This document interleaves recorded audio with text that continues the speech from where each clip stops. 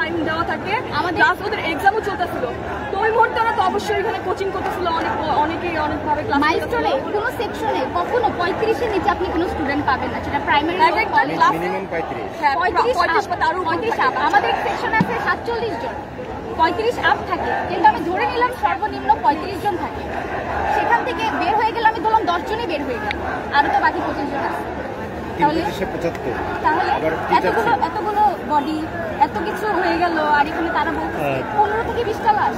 জানি না কথাটা কিভাবে বলতে হয়। তারপর আপনি যেহেতু বললেন যে স্বচোখে দেখেছেন ওইখানে, আসলে ওই মুহূর্তের বর্ণনাটা যদি একটু দিতেন, এবং আপনি আসলে মানে কতজন নিহত বা একদম মারা গেছে বলে ডেড বডি হিসেবে আপনি মনে করেন যে 100 জনের উপরে মারা গেছে।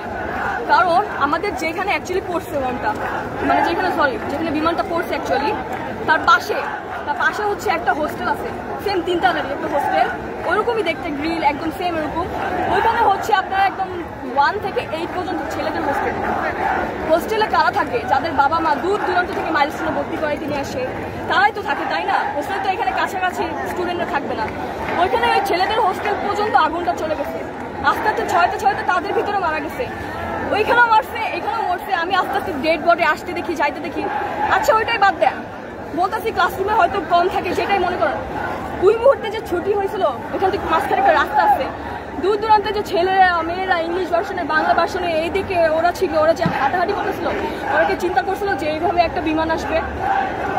চিন্তা করছিল? জিনিসটা এসে 5 সেকেন্ডের মধ্যে সবকিছু ধ্বংস করে দিয়ে গেছে।